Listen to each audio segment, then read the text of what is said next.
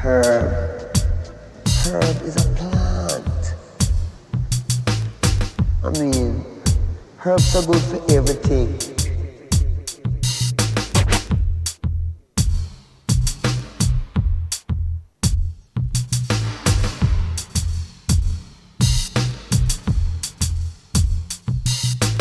Herb.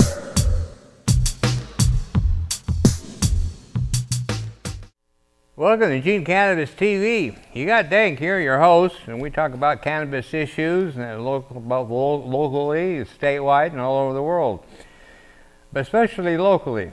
And tonight I've got a story. It's kind of a sad story, but it's interesting because it's kind of the sign of the times too.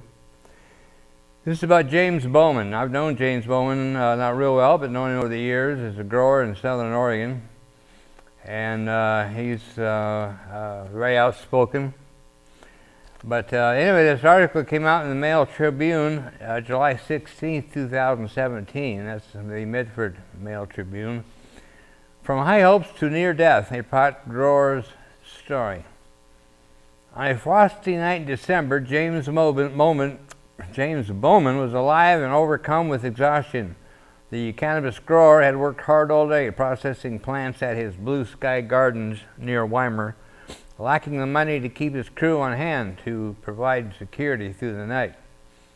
Arguably, Southern Oregon's best-known grower, the 57-year-old, struggled financially to make it through the harvest. His ambitious High Hopes farm in Applegate, once toured by legislators as a model of medical marijuana grows, had been raided by federal agents in 2012. He'd spent 2 years in court to avoid a conviction, which took a toll on his pocketbook. He needed his harvest to put him back on solid financial ground. Earlier on that fateful day of December 16, 2016, he had just talked to an investor he thought was going to help him out, which eased his mind as he slipped into bed. Finally, just before 2 a.m., he fell asleep. He was so tired he didn't have the energy to patrol the grounds first, something he usually did as a security measure. As he lay in bed, he was startled when he heard the front door open. The subjects that broke in, they believe they were involved in the torture and robbery of James Bowman. His name was Frank William Permensky, 34, Dennis Earl Reynolds, 39, Jody DeVille Reynolds, 34, Edward A. Mullet, 28, Christopher Tyron Osborne, 33, Derek Earl Shields, 34, and a little bit out of sequence there. But anyway, so he heard the noise. It was one of his workers. He called out. No one answered. Bowman sat up on the edge of the bed. Then 7 intruders, all wearing Teenage Mutant Ninja Turtle masks, rushed in, with one pulling a pillowcase over Bowman's head and another hitting his skull several times with a gun until blood flowed into his eyes and ears. That was just the beginning of a night of terror that Bowman feared he would not survive. Bowman first started growing marijuana when he was 16 and living in Iowa. Convinced of its ability to help people suffering a variety of medical problems, he dreamed all of the day when marijuana would become legal. In 1991, he was sent to prison for 3 years on a pot conviction. Undaunted, Bowman championed the benefits of cannabis in Oregon, where he saw better opportunities for growers. He said he cheered on the legalization of medical marijuana and eventually recreational. On the very year it's legal, I get a beating, he said during an interview last week at the modest home on the farm. It just blows me away. In 2001, he had his first medical marijuana grow at High Hopes Farm near Rouge. By 2008, he was officially growing for patients. Prior to the medical raid, he was supplying cannabis to 200 patients. At the time, Bowman was the largest medical producer in Oregon, according to Oregon Health Authority statistics. After recovering from the federal raid, he set up operations at a 40-acre property outside Weimar in 2015 to grow medical pot, but was transitioning to recreational. As he talked at times with animation and sadness, Bowman recalled that in 2015 he met with 2 representatives from neighboring Meadowlark Farms in Gold Hill, including Frank William Forminski, about a possible investment in the farm. Little did Bowman know Forminski had ties to the men in the masks. Bowman's attackers, who referred to each other as mutant ninja characters, Michelangelo and Donatello, zip-tied Bowman's hands and feet. They began plummeting him, demanding he tell them where his money was hidden. Bowman told him he didn't have any. It was the truth. For nearly 5 hours, they took turns beating Bowman, first using firewood, a crowbar, their fists. They burned his naked body with a propane torch until, luckily, it quickly ran out of fuel. They used a drill to burrow into his hip until the battery also quickly went dead. I cried like a baby. I was begging for them to stop, Bowman recalled. The head guy hit me the hardest and the most. He counted 20 blows to his head before he lost track. 2 of his attackers enjoyed torturing him, he said. He felt sure he would die, particularly during the last 2 hours when he struggled to stay conscious. I was thinking about my loved ones and thinking about all the things I wish I had done and said to people, he said. When the attackers weren't beating Bowman, they were ripping the house apart looking for money. They forced Bowman to tell them where the video surveillance cameras were located, then dumped the equipment in a bathtub and filled it with water to destroy any evidence of the attack. Before they left, the attackers stole about 300 pounds of Bowman's marijuana. They tied Bowman to a chair with speaker wire and threw cold water on him, leaving him to shiver for 5 hours with the front door open before his workers arrived and rescued him. He spent 4 days in the hospital recovering from his injuries. When the attackers fled in a moving truck loaded with Bowman's marijuana, they got stuck in a ditch on a driveway belonging to one of the neighbors. Emergency dispatch sent out a sheriff's community officer to investigate at 8:55 a.m. Never suspecting Bowman was injured not far away. By 10:15, the call came in to dispatch that Bowman had been tied up and beaten. By then, the attackers had left in their moving truck. Bowman said he hopes authorities find the masterminds behind the attack because he didn't think his assailants, who flew out here to attack him, acted alone. He even suspects a couple of other pot farms in the area may have been hit, but the owners didn't report it to authorities. Marco Boccato, the Jackson County Deputy District Attorney prosecuting the case, said he believes most, if not all, the 8 people involved in the attack have been arrested, had a warrant issued for their arrest, or are awaiting extradition. This has been a monumental effort to identify all the subjects, he said. What they did was horrific, really. Boccato said it's unusual to be able to track down all the suspects in a case like this, though it's complicated and a slow process to get them extradited from other states. A cell phone dropped by one of the attackers provided many of the clues needed to track down the suspects. The level of violence, the level of planning is unusual, Boccato said. The cell phone revealed Forminski, 34, had texted attackers about cutting wires to security cameras and bringing a truck to Bowman's house. According to a probable cause affidavit, authorities don't believe Forminski was at Bowman's house during the attack. Forminski pleaded guilty on April 24th to charges of first-degree burglary and first-degree aggravated theft. He still faces a robbery charge that could net him 5 years and 10 months in prison.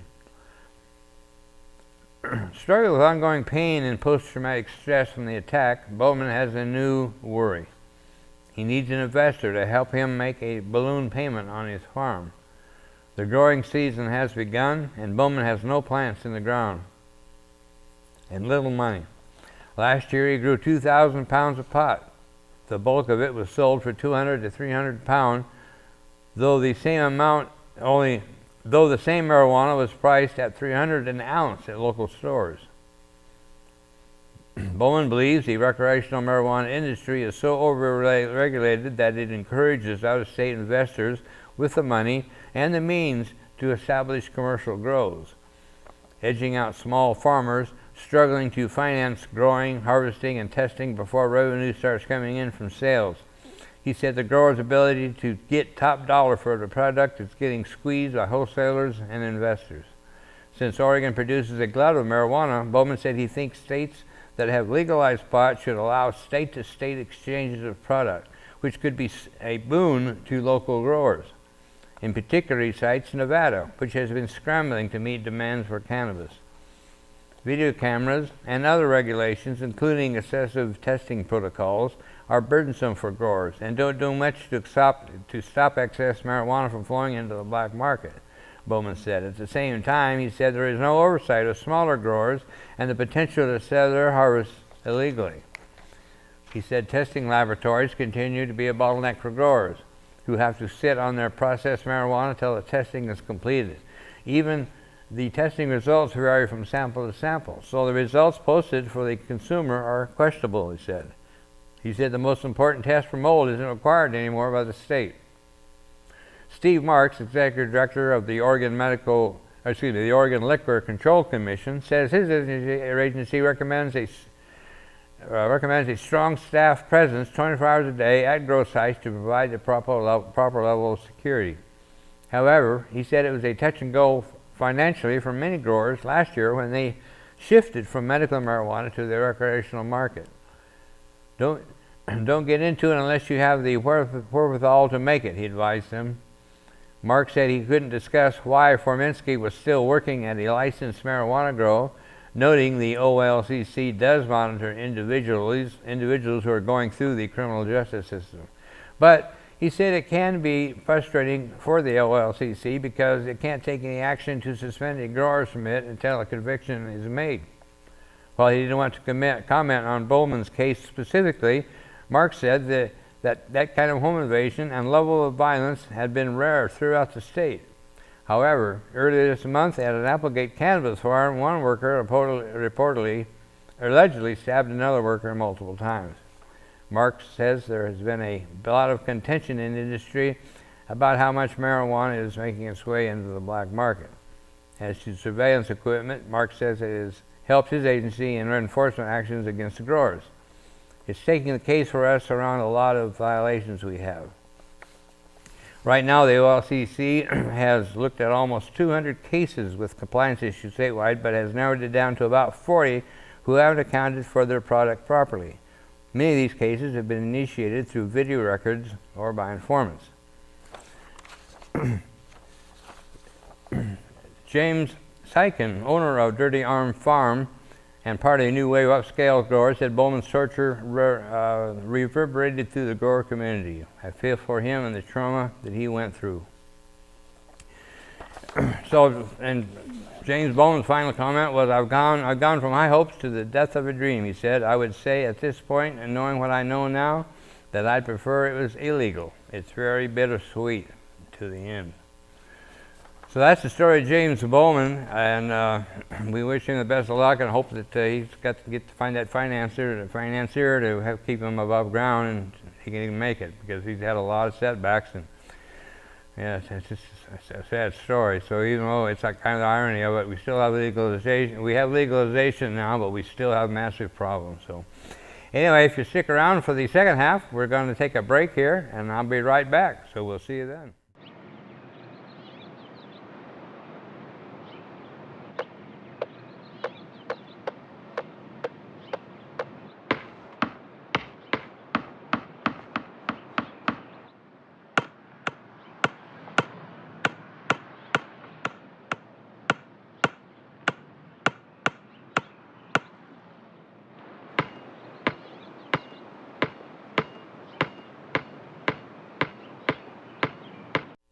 Welcome to Eugene Cannabis TV. He made the trip to the second half of episode 652. We got DanK here, and we just read the story about James Bowman, and I've got a follow-up story that it's a little bit related to that, I think. This is dated May 2nd of this year, It was in the Oregonian and also in Oregon Live, written by Noel Crombie, who is the main writer that writes about cannabis issues for the Oregonian, titled "Oregon Remains a Top Source for Black Market Pot," State Police report says. Marijuana legalization has done little to change Oregon's long-standing reputation as the leading black market exporter of premium cannabis. State police say in a new analysis obtained by the Oregonian/Oregon Live. The report offers an unvarnished view of both legal and illegal marijuana production in Oregon at a time of uncertainty for marijuana policy nationally. It found that Oregon has an expansive geographic footprint on the black market across the country. A half-dozen counties, Jackson, Multnomah, Josephine, Lane, Deschutes, and Washington, lead the way in supplying much of what's shipped out of the state, the analysis said. The report's other key takeaways: overall marijuana production in Oregon far outpaces demand. Hash oil manufacturing has fueled a rise in explosions and serious injuries, and the state doesn't comply with key federal marijuana enforcement priorities. But the report, done by the agency's Drug Enforcement Section with a January timestamp, zeroed in on Oregon's role in the lucrative black market and said the state must address the problem. The Oregonian, Oregon Live, made multiple requests for the document, but the agency didn't release it. Captain Bill Fugate, state police spokesman, said Saturday that his version is a draft of what the agency planned to refine. So, a little bit of background on this. Personally, I take this with a grain of salt because the Oregon State Police are known to be liars. That's just a simple explanation. I've been to many hearings in Portland where the Oregon State Police have testified against legalization, against medical marijuana. They keep talking about how it's all the problems with black market. And so the Oregon legislature butchered Measure 91 and made a mess out of the medical marijuana program because they wanted to try to squelch the black market. When in theory, I mean, in reality, what they've done is they're making the black market more lucrative because it's costing people more money. It's harder to comply with the system. So many people are just having to get out of the system and go back to the black market or the free market, as I prefer to call it. So, but even then, I don't believe this is as big a thing as they say. And I give you an example.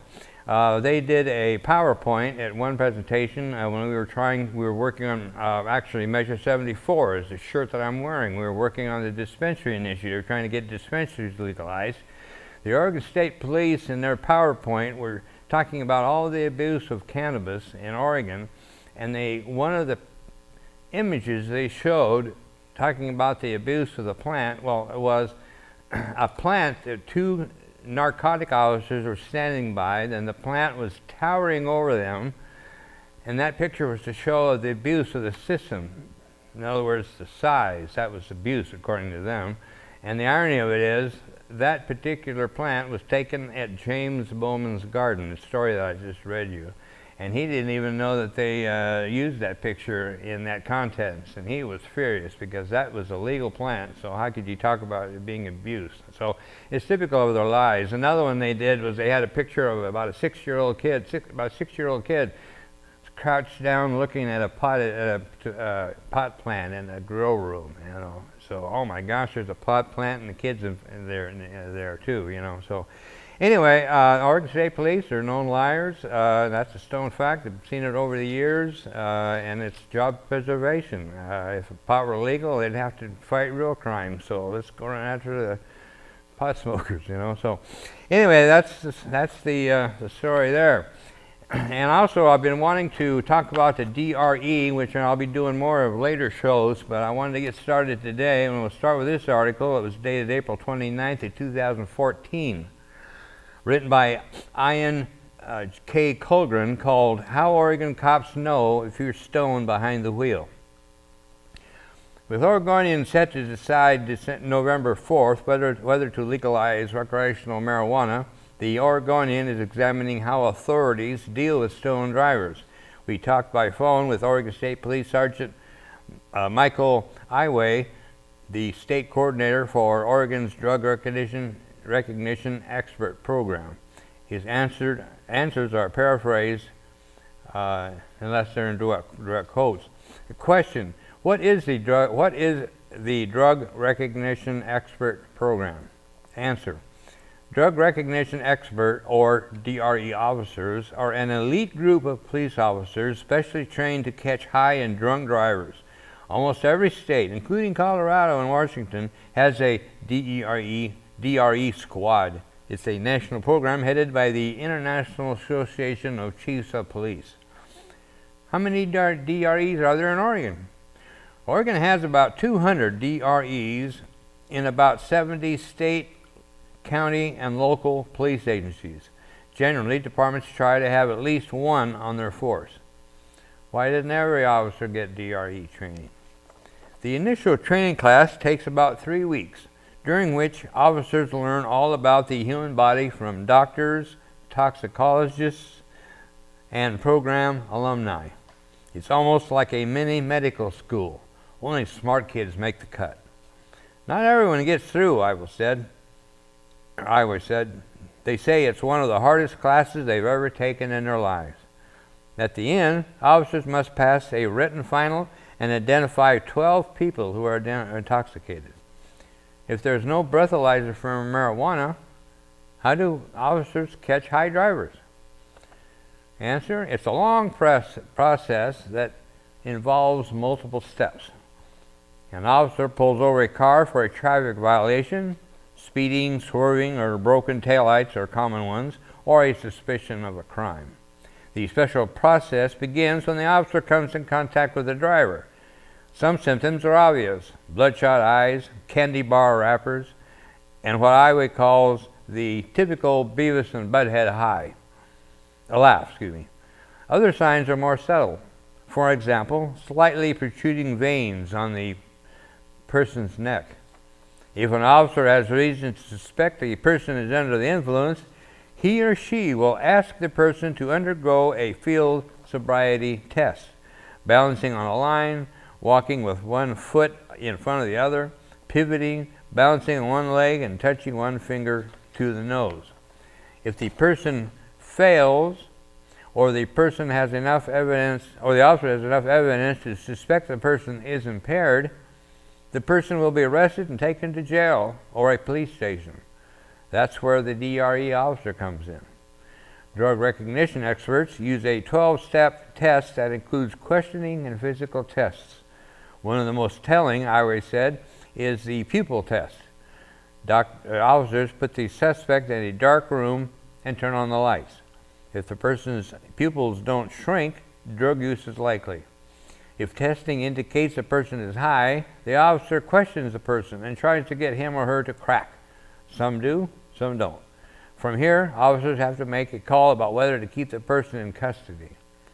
The DRE must form an opinion about whether the person is impaired, and if so, what type of drug might be responsible.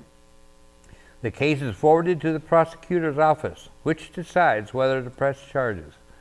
The most important thing, Iway said, is teaching officers how to identify the symptoms of drug use and how to explain them back to a jury. You have an officer say, if it looks like a duck, it quacks like a duck, it is a duck, Iway said. So that's a quick rundown of the DRE. And then off of the government website, the Oregon Gov website,